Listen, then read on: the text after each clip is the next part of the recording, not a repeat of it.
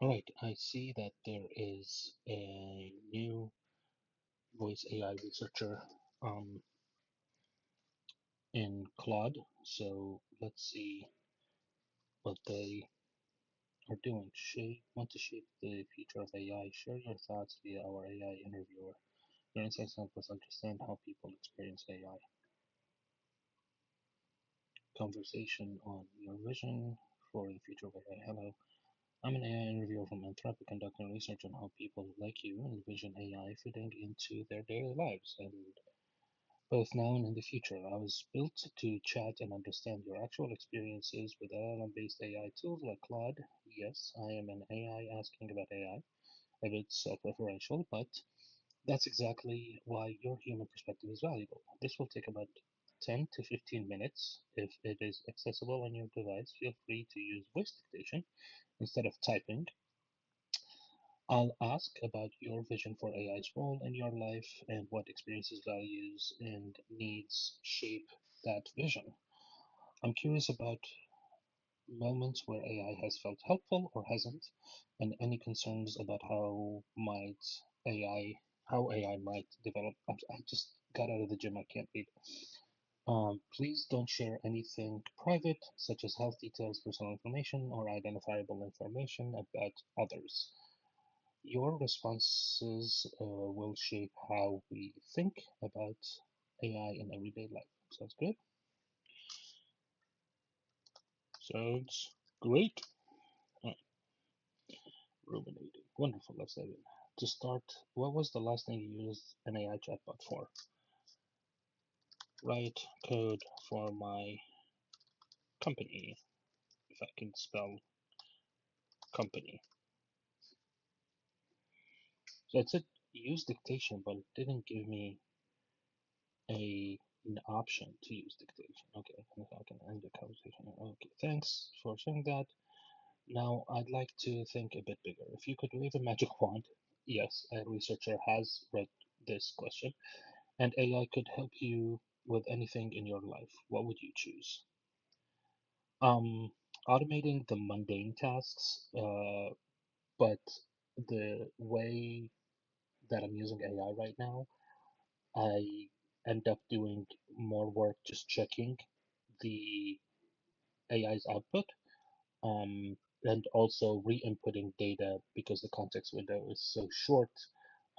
And I have my trust in AI is about 30%, I would say, that it would get it right without me checking.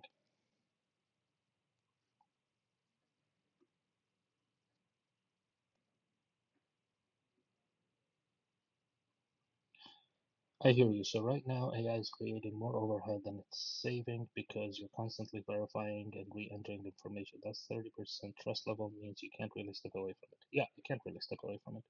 But let me ask you this. If AI could actually nail those automation reliably, where your trust was high enough, where your trust were high enough that you didn't need to babysit it? What would that open up in your life? What's the larger hope or vision behind wanting to automate those mundane tasks? Um, I think it's a natural progression to computers and computation. We started out with Enigma machines, and solving uh, cryptography, and then calculators, and then from there we started automating things at the workplace, like uh, spreadsheets and accounting, and then we did word processing, and then we started getting a lot more creative. Where I want AI is to be more personal in the automation of those mundane tasks, like being a personal assistant that saves me time for having to go to multiple different surfaces and clicks and things like that, and just have a lot of context. That's where I think the magic of AI is. I don't need my AI to um, uh, uh, do art for me, or write. I'm not going to go to a concert by an AI composer. I want the humanity there. I want to have AI equal the playing field for those who um, don't have access or abilities or skills um, to be able to get to the point where uh, some of us who are fortunate to have such skills or abilities, but not really to um, displace people. I'm definitely in the camp of um, Engelbart's augmentation rather than automation. I think the role of computers, tools, and technology in general is to extend humans' abilities and make us do things we're not capable of doing.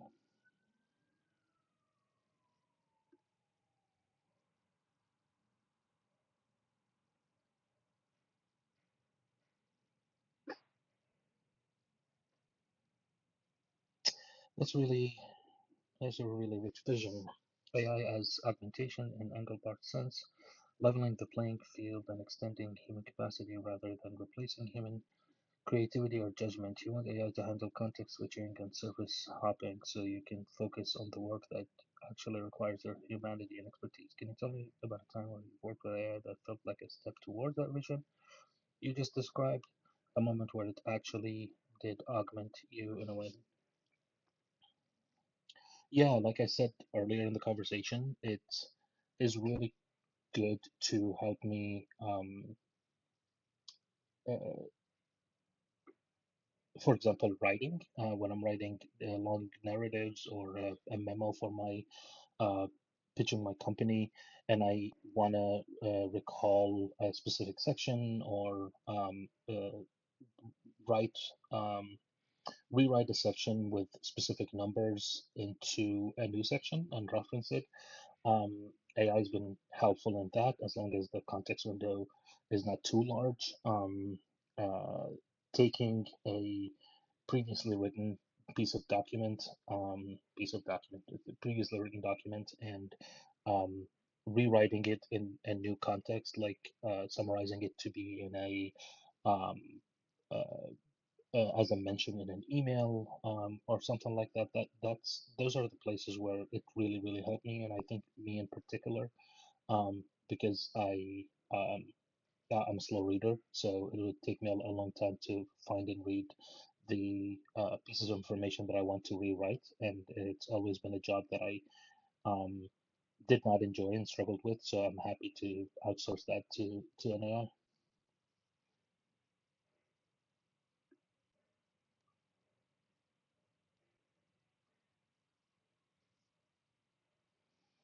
It sounds like AI has generally helped you overcome specific challenges. Yeah, sure. The laborious task of finding, reading, and repurposing content from your own documents, because reading is slow, and when you have an AI handle that retrieval and reformatting work lets you stay in your creative and strategic flow rather than getting bogged down in something you struggle with. What makes AI particularly good for that compared to other approaches you might have tried before?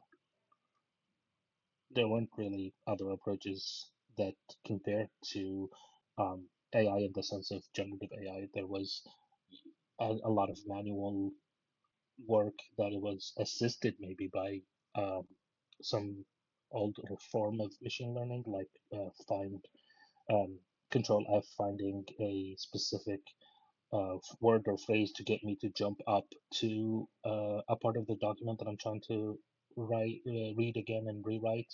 Other than that, it's sort of a net new capability to take a piece of writing and use generative AI to transform it, literally transform it into a new piece.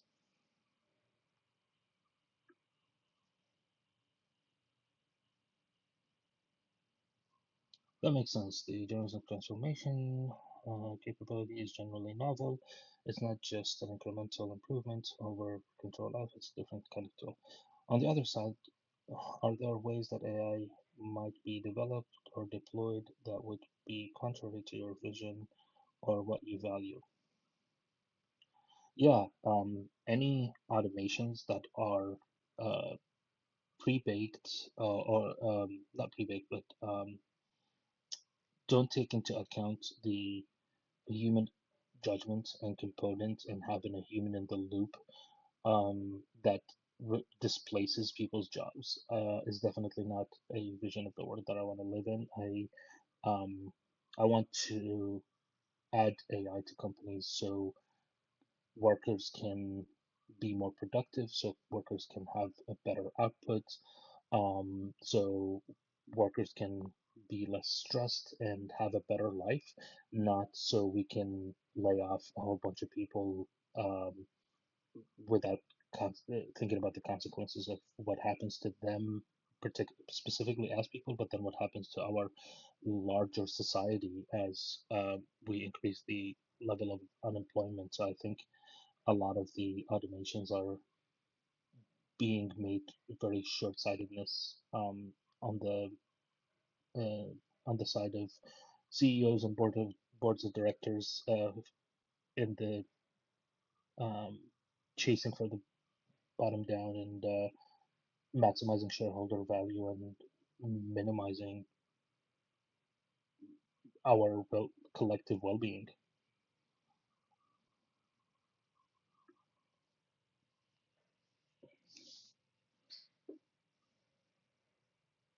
Sounds like you're concerned about AI is being deployed in ways that prioritize short-term financial gain, cutting costs through layoffs rather than using it to genuinely augment workers to improve their lives. You're worried about pre-baked automation systems that remove human judgment from the loop, essentially treating people as replaceable rather than enhanced. Why does that feel so contrary to your vision? What would that mean for the future you're hoping for? But that just gets too philosophical. Like at the end of the day, why are we doing what we're doing? Like why are we here? It's so we can have communities, is so we can live as humans. It's not just all for the few to make a buck and the rest be done. So it's a very philosophical answer, I think.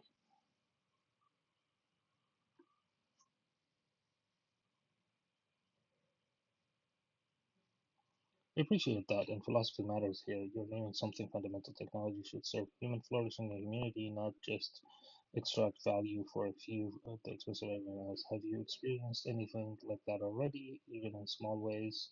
Moments where AI deployment felt like it was going in that direction you're concerned about? Um, yeah, definitely. I mean, I am right now building a company where 100% of the code that I'm writing is all by AI, where just a couple of years ago when I was building a previous company, I had to hire um, a developer to help me out with writing code. But because I know how to write code, it's sort of augmenting my own ability. Um, I because I know how to build systems and I'm just using it to essentially as another layer of um, programming where instead of writing in JavaScript, I'm writing in natural language. Before we had JavaScript, we had assembly and machine languages. So I see AI as like another layer up um, in the stack of augmentation of how we communicate with machines. But um, yeah, I think it's a double-edged sword because at the moment I am able to save costs or maybe move a little bit faster for me to find the right co-founder and somebody technical to write the code, or for me to spend a lot more time writing code myself. Um, yeah,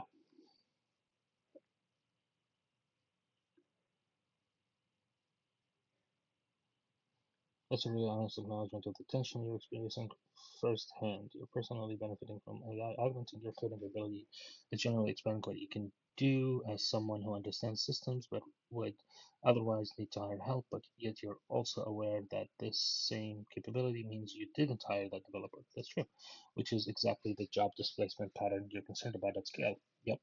It sounds like you're living in that gray area between augmentation and automation, where it depends heavily on whether the person using AI already has the foundational knowledge and remains in the loop with judgment. Yep, exactly.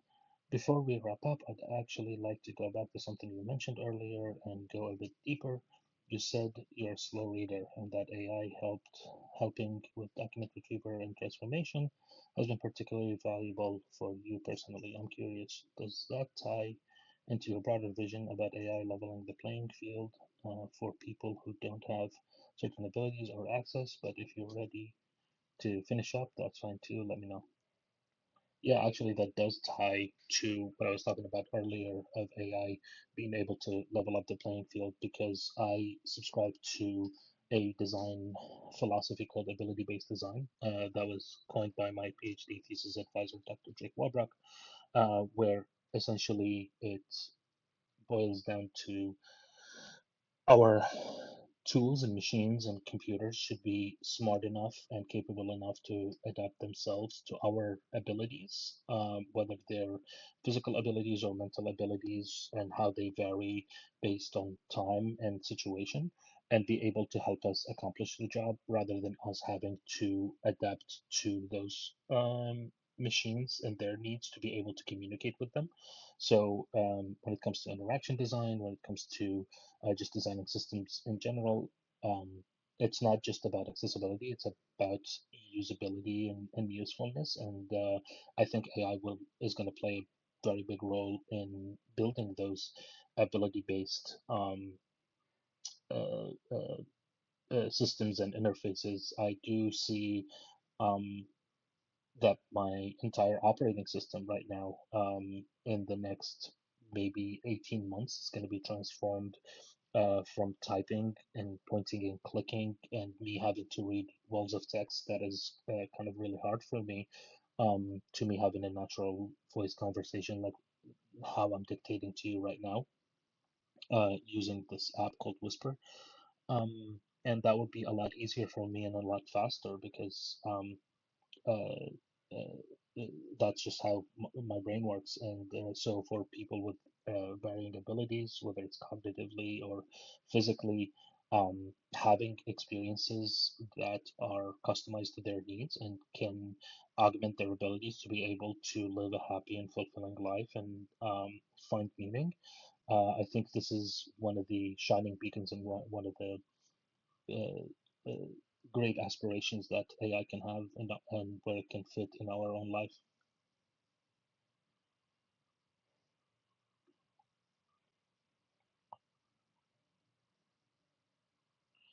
There's a powerful connection from your personal experience with reading difficulty to this broader vision of ability-based design where technology adapts to people rather than forcing people to adapt to it. The fact that you're already experiencing glimpses of that future with voice dictation and you can imagine your entire OS transforming to work with your abilities rather than against them within the 18 months shows how tangible this vision is becoming. It really ties together everything you said: AI as augmentation, leveling the playing field, keeping humans in the loop with their judgments and creativity intact, all in service of people living fulfilling lives with meaning regardless of their varying abilities. Thank you so much for sharing all that with me. What you said about AI as another layer in that computational stack, a way to communicate with machines that adapts to human abilities rather than the other way around, is really valuable. And I appreciate your honesty about both the genuine augmentation you're experiencing and the tension you feel about potentially displacing the developer you would have hired. Before we wrap up, is there anything about AI chatbots or their role in your life or society that you think is important to us to understand? Anything we didn't cover in this you'd like to share?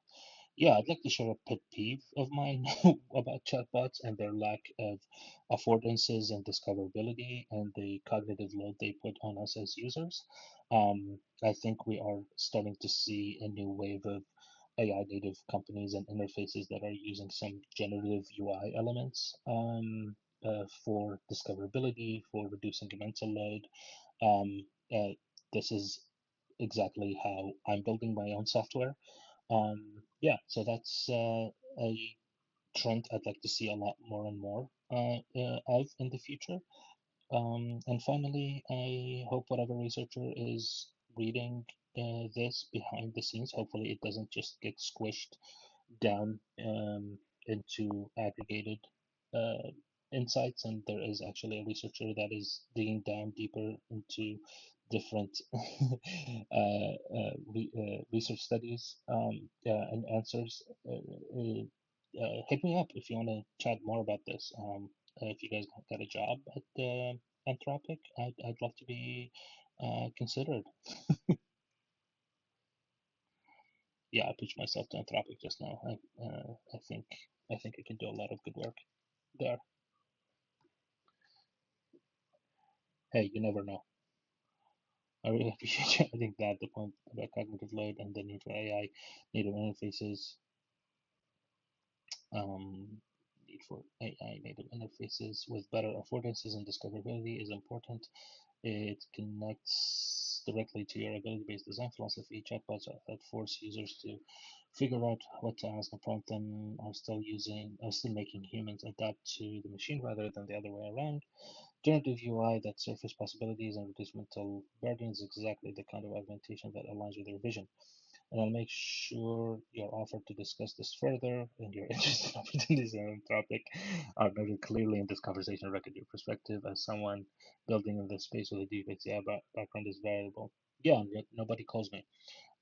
Thank you again for your time and thoughtfulness today. Your perspective helps us see both how AI is impacting your life today and your vision of how it should fit into your future. The team at Anthropic is excited to discover what patterns emerge from all these conversations. We will analyze your insights from the study as part of our societal impact research, publish our findings, and use this to build Claude in a way that reflects what we've learned. That's amazing. Thanks for sharing your thoughts. Return to chat and learn about our research. Hopefully, whoever is watching this gets insight into how a research study is done. This was a wonderful research study. Um, there was a little bit about